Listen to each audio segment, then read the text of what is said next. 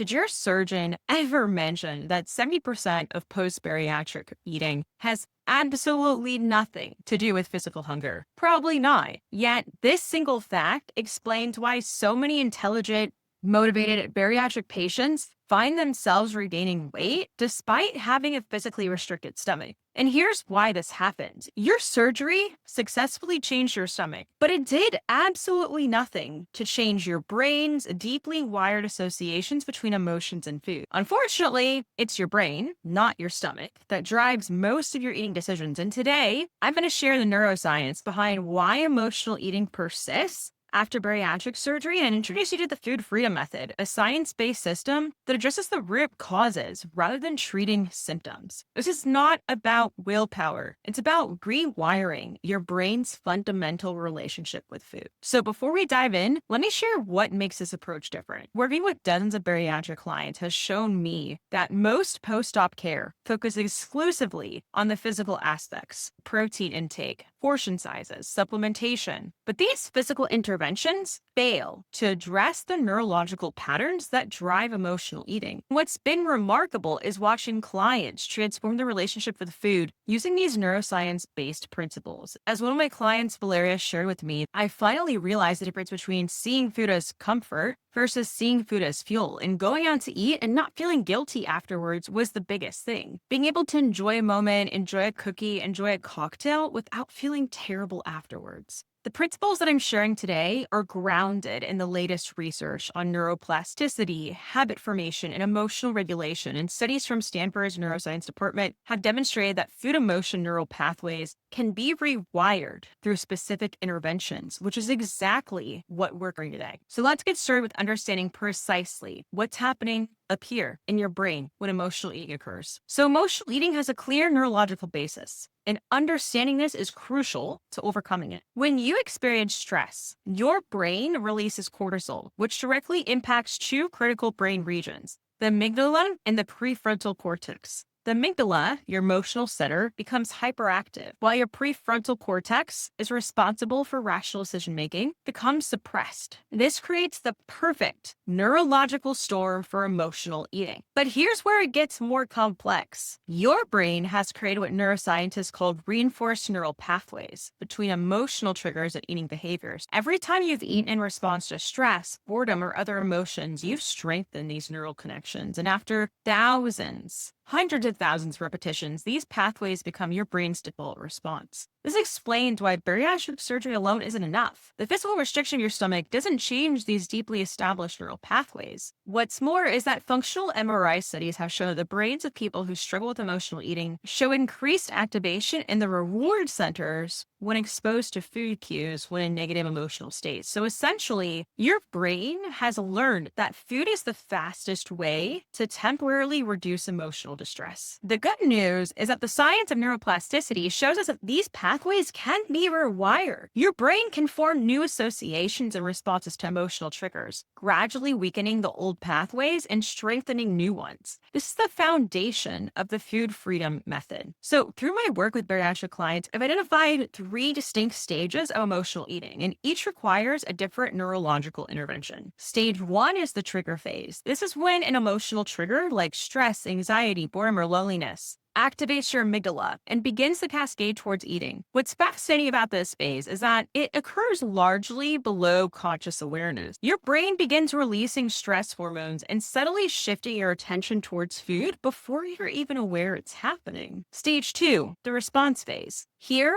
your brain's executive function that's housed in the prefrontal cortex either overrides the emotional impulse or succumbs to it. This is where decision fatigue becomes critical. Neuroscience research shows that willpower is a finite resource that depletes throughout the day, and each decision you make draws from the same mental energy reserve, which explains why emotional eating often happens in the evening when this reserve is depleted. Stage three, the reinforcement phase. This crucial phase either strengthens or weakens the neural pathway, and when you eat in response to emotions, you're reinforcing the connection between that trigger and eating behavior. And conversely, when you respond differently, you begin building a new neural pathway, and understanding these stages is vital because different interventions work at different stages. Most approaches focus only on the response phase, trying to strengthen willpower. But the food freedom method addresses all three phases, creating a comprehensive neurological solution. So how does it work? The food freedom method works by systematically rewiring your brain's emotional eating circuitry through three core mechanisms: pattern interruption, neural substitution, and identity-based reinforcement. So, component one, pattern interruption. The first step is creating awareness of the unconscious trigger response cycle. So we use the stop technique. S is stop. Stop what you're doing the moment you notice the urge to eat. Take a breath and think. Think about what you're feeling. Create a critical pause that activates your prefrontal cortex and think about what's happening emotionally that's causing you to feel this way. O is to observe. Observe what's really happening physically and mentally. What kind of hunger are you feeling? Is it physical or emotional hunger? And then P is to proceed with awareness, making a conscious choice rather than an automatic response. This technique works by activating your prefrontal cortex, essentially bringing online the brain region responsible for rational decision-making that gets suppressed during emotional states. And research from Harvard Medical School shows that even a 10-second pause can significantly reduce impulsive behavior by giving the prefrontal cortex time to engage. Component two, neural substitution. The second component focuses on creating alternative neural pathways. And remember, your brain has established a default. Emotion leads to eating. So we need to build new competing pathways by systematically linking emotional triggers to non-food responses. And this works through what neuroscientists call competitive learning. When two behaviors compete for the same trigger, the one that provides the most effective relief from the uncomfortable state will eventually win out. So we identify personalized substitute behaviors that provide genuine emotional relief, not just distractions that leave the emotional need unmet. This might be specific breathing techniques that activate the parasympathetic nervous system. For boredom, it might be activities that stimulate dopamine release, similar to eating. The key is that these alternatives must address the actual neurochemical need behind the emotional eating urge. Component three, the identity-based reinforcement. And this final component addresses the neurological foundation of long-term habit change. Research and neuropsychology shows that behaviors consistent with our identity require less prefrontal cortex activity. They become automatic rather than requiring willpower, and we systematically build a new neural self-concept by creating identity statements that redefine your relationship with food, practicing identity visualization that engages the same brain regions involved in actual experience, implementing evidence collection that reinforces the new identity with each success. And this approach is supported by research showing that identity-based interventions create more sustainable behavior change than goal-based approaches because they work with your brain's natural inclination toward consistency with self-concept. So now let's talk about how to actually implement these neuroscience principles in your daily life after bariatric surgery. So step one, neural mapping. Start by creating your personal emotional eating neural map. This involves tracking emotional eating episodes to identify specific emotional triggers, time of day patterns, environmental cues, intensity patterns. And this mapping process serves two purposes. It creates immediate awareness of unconscious patterns, and it also provides the data needed for targeted intervention. Research shows that self-monitoring alone can reduce emotional eating by 30% simply by bringing awareness to automatic behaviors. Step two is personalized substitution planning. Once you've mapped your patterns, develop specific substitution strategies for each primary trigger. And the key here is personalization. Generic advice like take a walk rarely works because it doesn't address your specific neurological needs. So for example, if stress is your primary trigger, you need activities that specifically downregulate your sympathetic nervous system. If boredom drives your eating, you need activities that provide the novelty and stimulation your brain is seeking through food.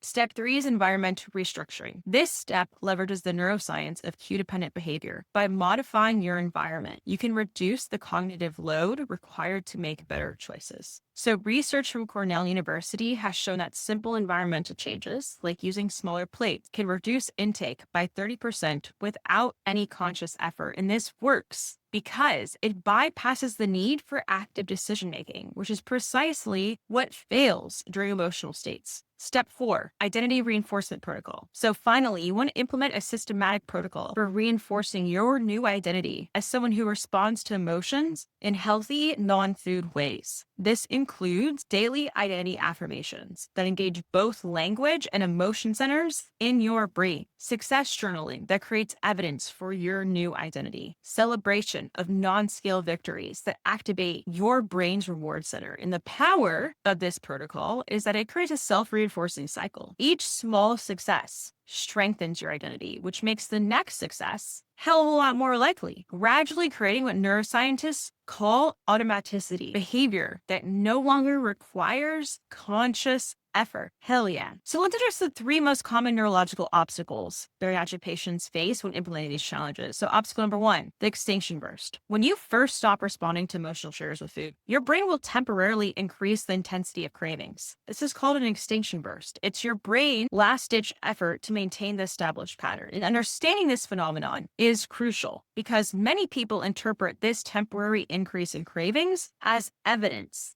that their approach isn't working, when in fact, it's evidence that they're on the right track. And neuroscience shows us that the extinction bursts are a normal part of breaking any habitual pattern. The solution is to prepare for and expect this intensification, knowing that it will typically last 3 to 5 days before beginning to subside. Obstacle 2, stress-reduced regression. So under high stress, your brain naturally reverts to its most established patterns. And this explains why you might be doing well with new habits until a major stressor occurs. And then suddenly, you find yourself back in old emotional eating pattern. This happens because stress hormones specifically inhibit the prefrontal cortex activity needed for new behavior patterns, while simultaneously strengthening amygdala-based habitual responses. And the solution is to develop what I call stress-specific protocols, simplified versions of your normal strategies that require minimal cognitive resources. So these serve as emergency response plans when your brain is under siege from stress hormones. Obstacle 3 is identity resistance.